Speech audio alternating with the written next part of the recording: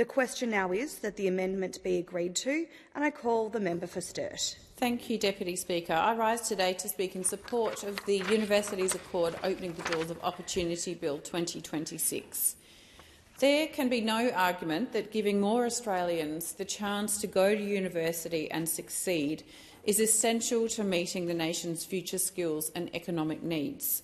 Backgrounds, postcodes, bank balances cannot stand in the way of more Australians going to university to attain a higher education degree, to allow them to participate in the critical nation-building endeavours our country needs to embark on, to ensure a secure, sustainable and prosperous future, to allow us to compete in an increasingly competitive global marketplace, to enable us to innovate and enjoy the benefits of targeted research and development, and to ensure that our national security is properly prosecuted. Australia needs more university-educated workers, not fewer. More opportunity is good for students, good for their families, good for communities, good for the economy and good for our country. The Australian Universities Accord made it clear that if Australia is to prosper in the years ahead, we must grow Australian participation, performance and investment in tertiary education so we can generate the knowledge, skills and research our nation needs. The final report recommended that the tertiary attainment rate of all working-age people with at least one Certificate 3 qualification or higher be lifted from 60% currently to at least 80% by 2050. It also recommended increasing the proportion of university-educated Australians aged 25 to 34 from 45% currently to 55% by 2050.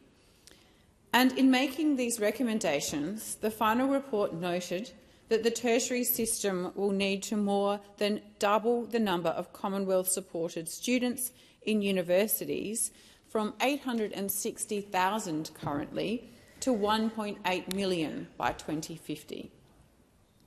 So, as well as increasing the number of skilled workers in our country, ready to contribute to our economy and our communities, higher education provides many other essential benefits to Australian society by encouraging intellectual endeavour, creativity and personal accomplishment.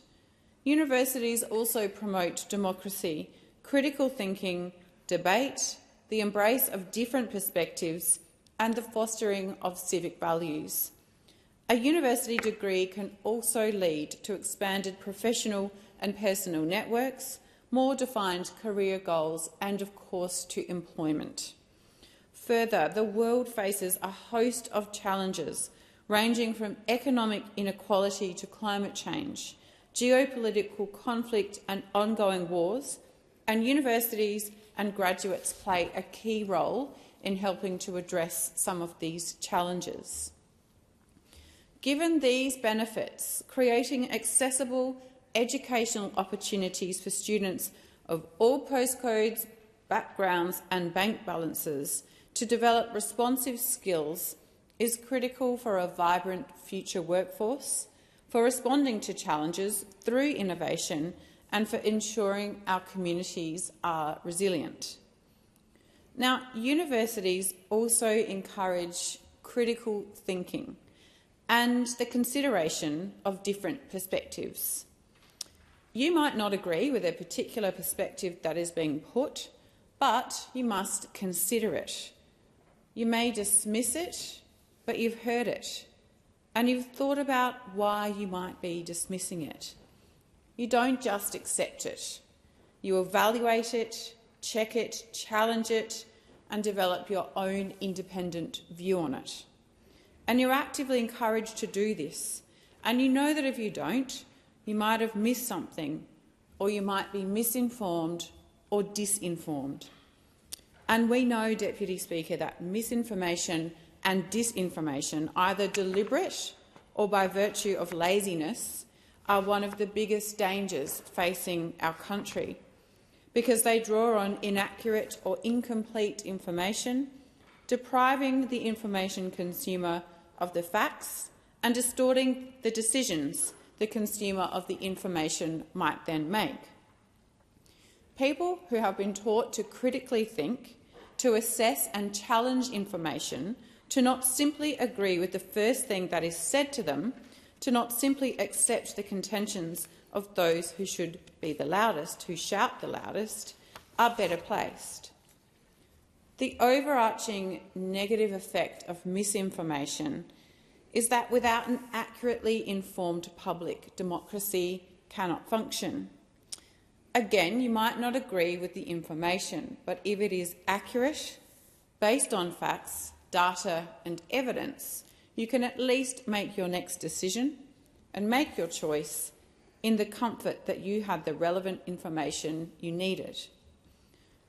We know that misinformation and disinformation creates division.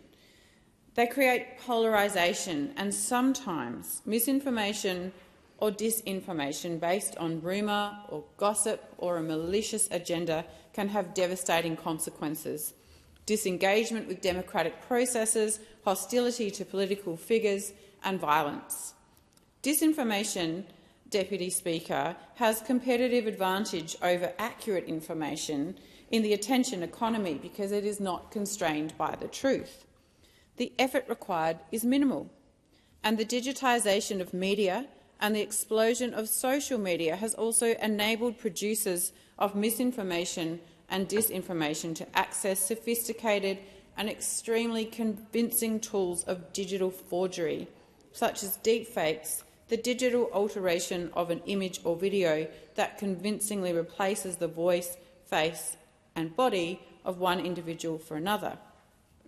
But that's not just a tech problem or a communications issue, it's a crisis of trust. Tackling this means protecting communities from harm while upholding freedom of expression and other human rights. Freedom of expression and other human rights need to be protected at the same time as countering disinformation because of its capacity to unravel the threads that hold societies together. In settings with increased instability, it can tip societies into violence. It can also corrode the norms of debate and science-backed evidence that societies have typically taken for granted. And countering this is difficult because the monumental challenge facing us is structural. The information ecosystem simply was not designed with truth or safety as its key features. It was designed for engagement, which comes in many forms, including hate. Well-developed critical thinking skills by virtue of a university degree can play a key role in countering these challenges because these skills allow one to assess the strength and appropriateness of the information being presented through questioning, examining and evaluating different positions. Now, these skills are not just useful with respect to misinformation and disinformation. Questioning, challenging and evaluating has a place in every single profession. It was my full-time job in my pre-politics career as a lawyer. Doctors, nurses, engineers do it all day. Goodness knows teachers do it all day. Mechanics, plumbers, electricians, business owners. The ability to challenge, evaluate, question and go beyond the algorithm is fundamental to the success of our economy, our community and to our liberal democracy. So universities that produce graduates with a thirst for knowledge, a thirst for facts, a love of learning, a determination to arm themselves with the evidence they need to justify a decision they are working towards, reduces the impact misinformation has on our democracy. And now I'm not saying that it is only those with a university degree who can counter misinformation, because with effort we all can. But we know that universities arm students with the tools to do this, and the more people who are armed with the desire for facts and accuracy, the better. So this bill, Deputy Speaker, will see additional funding to the tune of $3.6 billion invested into the tertiary sector over the next decade to increase the number of students at university and to meet Australia's future skills needs. It does this through a new managed growth funding system and demand-driven needs-based funding to support students from underrepresented backgrounds to access and succeed at university. The estimated impact of these changes is that there will be an extra 230,000 domestic students commencing study over the next decade, getting those crucial critical thinking skills, developing the capacity to examine different perspectives and to reach an informed and evidence-based view. And this can only be a good thing for our democracy and our communities. Labor is the party of education. We know that education lifts people out of poverty, gives people an opportunity to contribute to their communities, to do something for their families, to do something for themselves, and that opportunities like this should not be limited to those with means or those who live in metropolitan areas. Everyone should have this opportunity. To be pro-education, Deputy Speaker, is to be pro-business, pro-private sector, pro-public sector, pro-productivity and pro-economic prosperity, because without an educated population, you don't have any of those things. And this bill, Deputy Speaker, which opens the doors of educational opportunity to a more diverse range of people, is not the only step that the Albanese Labor government has taken to ensure education is accessible and affordable.